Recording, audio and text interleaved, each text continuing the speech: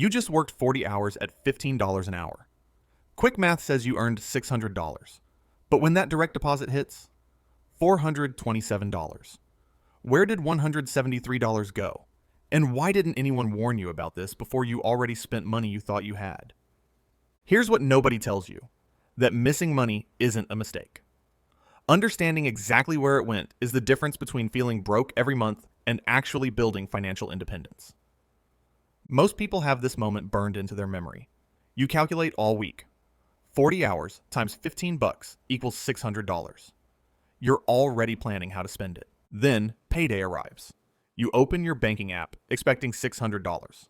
Instead, $427. Your brain assumes something went wrong.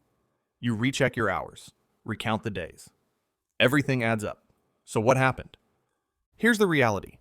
Gross pay and net pay are completely different numbers. Gross is what you earned. Net is what you keep. The gap between them? That's where most people learn how the adult world actually works. Your parents probably never explained this. School definitely didn't. So that first paycheck becomes the moment you realize nobody equipped you for something that'll happen every time you get paid for the rest of your working life. The system counts on this confusion. Companies advertise $15 an hour, knowing you're taking home closer to $11.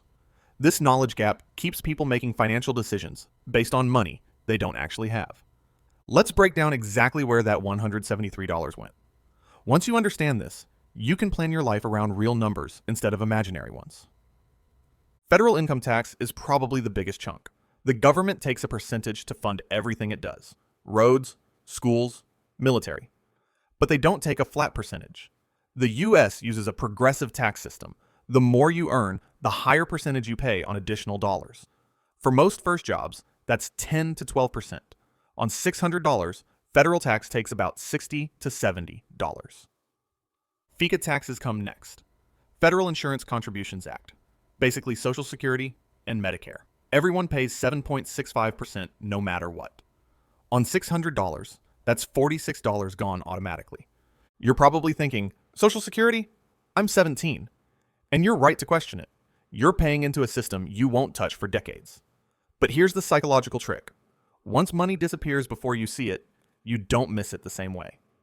It's called mental accounting, and the government uses it masterfully. State income tax varies wildly. Texas and Florida, 0. California, 5 to 8%. Let's say moderate taxes take another $35. We're at about $141 to $151 from just taxes. Still not $173. Other deductions catch people off guard. Health insurance if offered. Retirement contributions if you opted in. These aren't taxes, but they shrink take-home pay. Health insurance might be $15,401k contribution, $18. Now we're at the full $173 plus missing. Here's what changes how you think about money. All this is based on gross pay, not working hours. When deciding if a job's worth it, you can't just calculate hourly wage times hours. You need your real hourly rate. Meet Jake. He's 17, working at Target for $16 an hour. Sounds decent, right? After deductions, Jake takes home about $11.50 per hour. Those $80 shoes? Not 5 hours of work, actually 7 hours. This hits different when you get it. That $25 DoorDash order, you didn't spend $25. You spent 2.2 hours of your life working for food you could have made for $8. Less than an hour of work. People who understand money make different choices. Not because they're cheap, but because they calculate the real trade-off. Is scrolling while someone delivers a burger worth 2 hours at a register?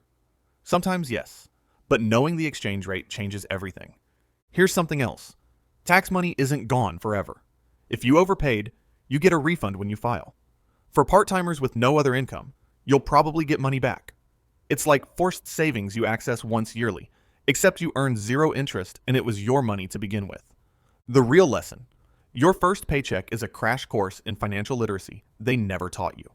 It shows that offer letters don't match bank accounts. The adult world assumes you understand systems nobody explained. And if you want financial security, plan your life around net pay, not gross pay. People who stay broke do math based on what they earn. People who build wealth do math based on what they keep. That's the difference. What can you actually do with this? 3 things you can start this week. First, calculate your real hourly rate. Take your last paycheck, divide net pay by hours worked. That's your actual wage. From now on, when deciding if something's worth buying, divide the price by your real rate. Is this worth X hours of my life? You'll make that choice consciously instead of accidentally. Second, adjust your budget immediately. If you've been planning spending based on gross pay, you're setting yourself up to be broke. Redo your budget using only net pay.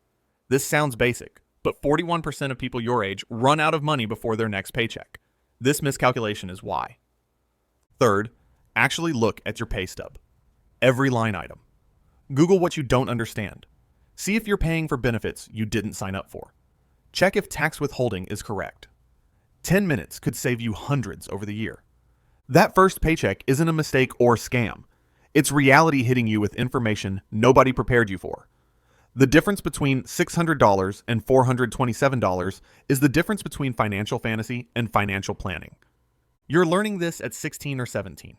Most people don't figure it out until they're 25 and deep in credit card debt from spending money they thought they had. You're years ahead.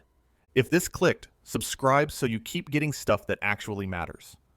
Drop a comment. What was your first paycheck, and how badly did the math surprise you?